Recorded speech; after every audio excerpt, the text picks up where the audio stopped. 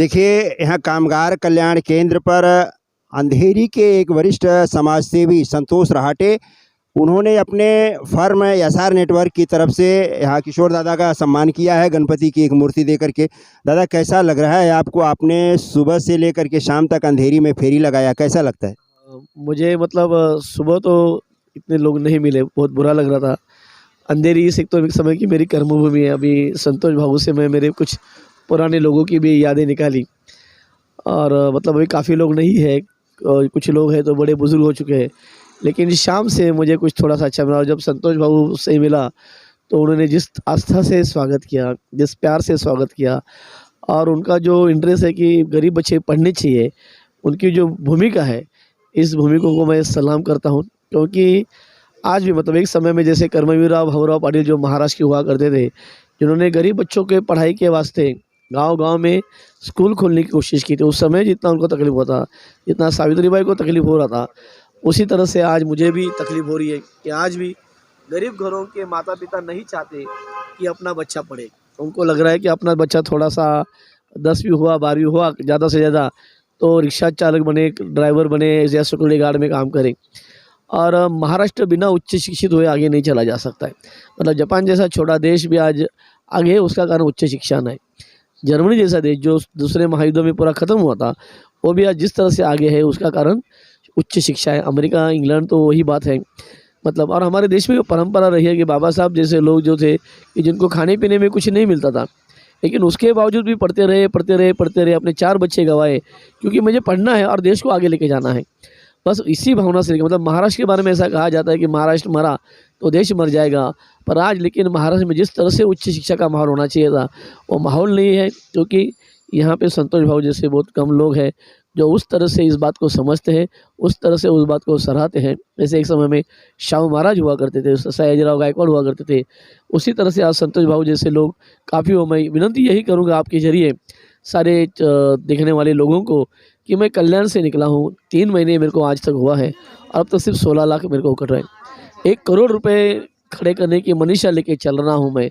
आम आदमी जितना मुझे 1 रुपया 2 रुपये उठ के दे रहा है, उस तरह से सोसाइटी के लोग, बैंक के लोग या कोई भी आस्थापना के लोग उस तरह से मदद नहीं कर रहे हैं। बहुत कहने के लिए दुख की बात है कि आज तक मुझे मेरा स्वागत सिर्फ 7 सोसाइटी ने किया। अगर आगे जाके भी अगर हर सोसाइटी मेरा स्वागत करेगी, उस तरीके से अपनी सोसाइटी में बुलाएगी, और मैं ज़्यादा तो नहीं मांग रहा हूँ, सिर्फ 2000 रुपये मांग रहा हूँ।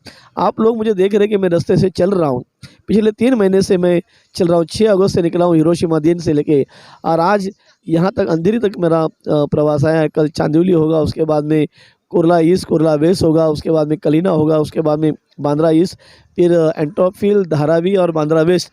ऐसा है तो यहाँ कहाँ जहाँ भी कहीं आपके जो लोग हैं तो प्लीज़ आप मुझे सिर्फ 2000 रुपये दीजिए। आप 10 लोग मिलके मुझे 2000 रुपये। मैं किशोर भाई का बड़ा शुक्रगुजार हूँ कि वो जब से मैं अंधेरे में आया हूँ तब से मेरे साथ है, और हमारी जो कोशिश चल रही है, जो धरपकड़ चल रही है, उसको वो साथ दे रहे, बड़े दिल से उसको समझने की कोशिश कर रही है और लोगों को दिखाने की कोशिश कर रही है। फिर एक बार मैं संतोष भाई, उनके साथी और किशोर भाई का शुक्रगुजार हूँ कि आपने स्वागत किया। और ख़ास के लिए ये विद्या की देवता के लिए बड़ा शुक्रगुजार। मतलब ये गणपति है विद्या की देवता, ये सरस्वती हमारी देवता है। हम सिर्फ नाम के लिए ना पूजे तो असल में जो कुछ विद्यावान है उसको ताकत दे, यही मैं चाहता हूँ। फिर एक बार शुक्रिया शुक्रिया शुक्रिया। संतोष जी, आपने किशोर दादा का सम्मान किया है, कैसा लगता है कि एक समझिए कि एक बहुत बड़े उद्देश्य के लिए काम कर रहे हैं। आप जैसे लोगों की सख्त ज़रूरत है, क्या कहना चाहेंगे समाज के लोगों को? मैं आपके माध्यम से उनको शुभकामनाएं देता हूँ, और ऐसे सामाजिक कार्य ऐसे होने चाहिए कि लोगों को पढ़ाई का मेन मुद्दा रहता है, और ये उनका कार्य है अच्छा कि जो पूरे महाराष्ट्र में, मुंबई में घूम के वो सब अपने स्कूल के लिए चंदा इकट्ठा कर रहे हैं। तो मैं आपके माध्यम से सबको दरख्वास्त करूंगा कि हर थोड़ा अपना कंट्रीब्यूशन उसमें करें और उनको हेल्प करें। हम यहाँ पर किशोर जी जो है शिक्षा के क्षेत्र में काम कर रहे हैं, और वो घूम घूम करके गली गली 1-1, 2-2 रुपया, 5-5 रुपया चंदा इकट्ठा कर रहे हैं। आप इस बारे में क्या कहना चाहेंगे, उनके उद्देश्य के बारे में, उनके सपने के बारे में? नहीं, उनका जो सपना है ना वो हर एक के मन में रुच जाए, तो कम से कम हम वो 2 पैर के ऊपर खड़े न रहते हुए भी इतना काम कर रहे हैं, तो प्रेरणा मिले कि हम 2 पैर पे खड़े हैं। ये तो हमारी निसर्ग की बोलो या हमारे नसीब की कितनी बड़ी देन है। तो ऐसे आदमी ये काम कर रहा है तो हम भी कुछ ना कुछ तो इसमें थोड़ा सा सहभाग ले, उनको सपोर्ट भी करें जो इस प्रकार का वो काम कर रहे हैं, उनको स्फूर्तता क्योंकि कोरोना की वजह से बहुत सब संस्था को ये दिक्कत आ गई है, ये हमने भी देखा है।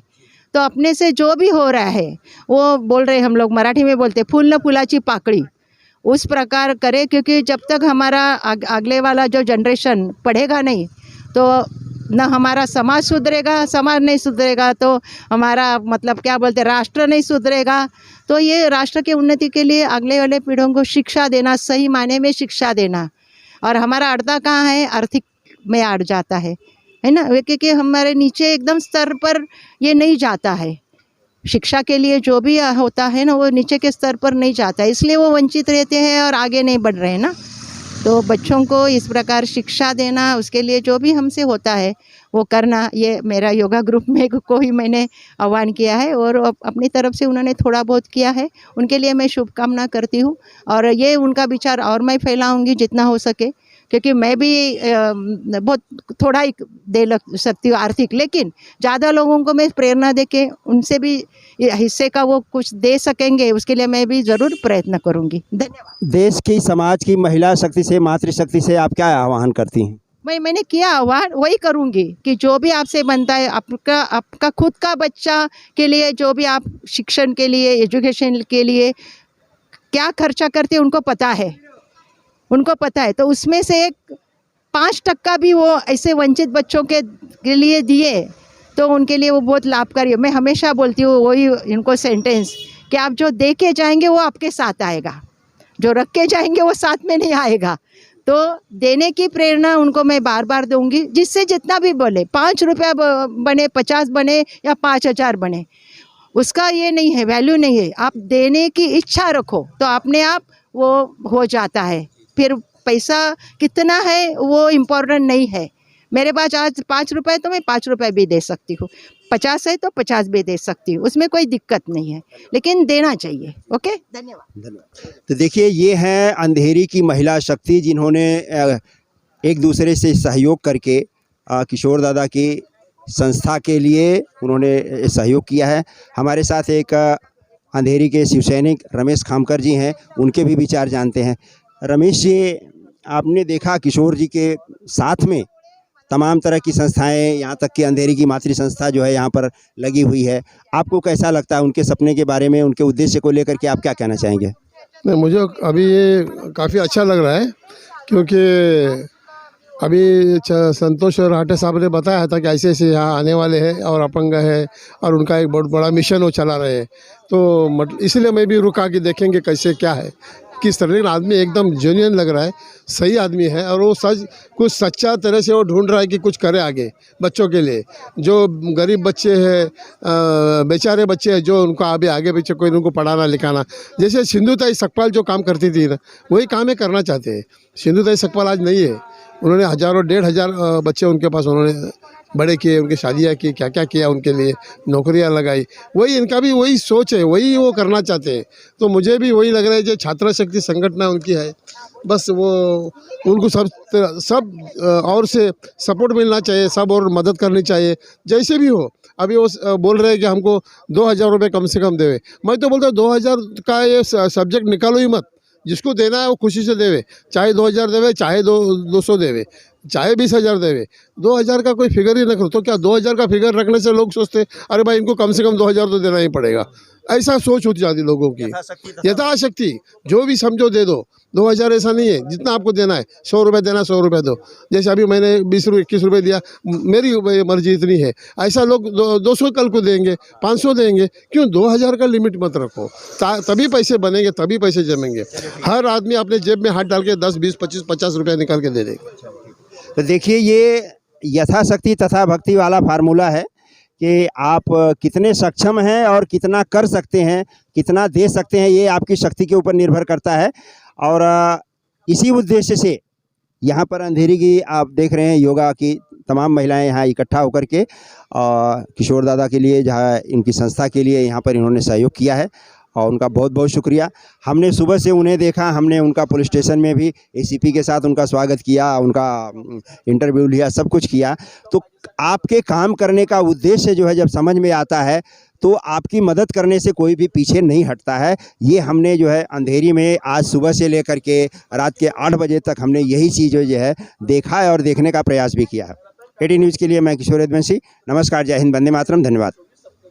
पढ़ेंगे लिखेंगे तभी तो आगे बढ़ेंगे, पढ़ेंगे लिखेंगे तभी तो आगे बढ़ेंगे, पढ़ेंगे लिखेंगे तभी तो आगे बढ़ेंगे, पढ़ेंगे लिखेंगे तभी तो आगे बढ़ेंगे।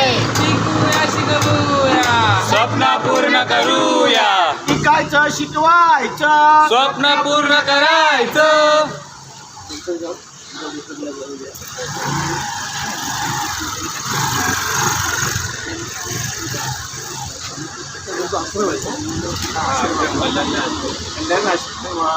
छोटा बच्चा मेरा कुमारी माता का बच्चा एक है, 1 साल का है, ऐसा है। और सबसे बड़ी बच्ची मेरी 26 साल की थी, PhD कर रही है, हायर एजुकेशन के लिए मिला। अभी ये मेरा बच्चा 9 में है, ये अभी 4वीं में है, ये मेरी बच्ची 8वीं में है।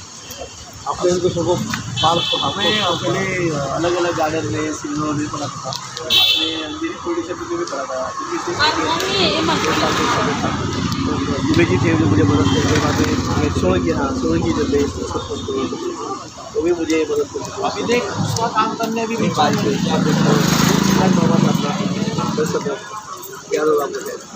नाम मालूम है, तो नाम इसके लिए मालूम कि उनके साथ काम किया। वो मुझे लल्लू भाई पार्क में मैं पढ़ाता था बच्चों को, तो आते थे हम, तो मुझे मदद करते। तो वहाँ से काफ़ी मुझे टेलीगंजे के गुजर वही थे ना, तो गुजर रवि था क्या, अभी होगा रवि ना, रवि है, रवि से रवि घड़ी का दुकान है दादे वाली। तो ये अंधेरी से मेरे लिए ऐसे माहिर लगा, DN नगर एक घर का एक इधर ऐसा लगा। क्या नाम आपका? मेरा नाम किशोर कनाई। तो मैं पीछे बड़े काफ़ी मैंने एजुकेशन के कानून बदले, जैसे बेस्ट ऑफ फाइनेंस का कानून है। अब फ्रैक्चर हो गए तो जगह जगह पे रॉड आ गया, तो मैं पोलादी पुरुष बन गया, तो चलना फिरना मुश्किल हो गया, तो आश्रम शुरू किया। उस तरीके से मेरा आज प्रॉब्लम, आश्रम में 56 बच्चे हैं। सबसे छोटा बच्चा कुमारी माता का 1.25 साल का मेरा बच्चा है। तो मैं कोरोना के कारण वो बच्चे का ऐसा होगा, पूरी जलाने निकली थी उसको फैमिली। अब जैसे दीदी जैसे कि कोई लोग आए, रे दादा आपके पास रख रहे, आज वो 8वीं में आई थी, आज 10वीं में पढ़ रही मेरी बच्ची, उस तरीके से। और कई कुमारी माता है, उसके बाद में विधवा माताएँ हैं, डाइवोर्सी माताएँ भी उनके साथ पढ़ती हैं। तो जो कोई पढ़ना चाहता है, जिनको आगे लेके जाना है, उसको हम यहाँ पे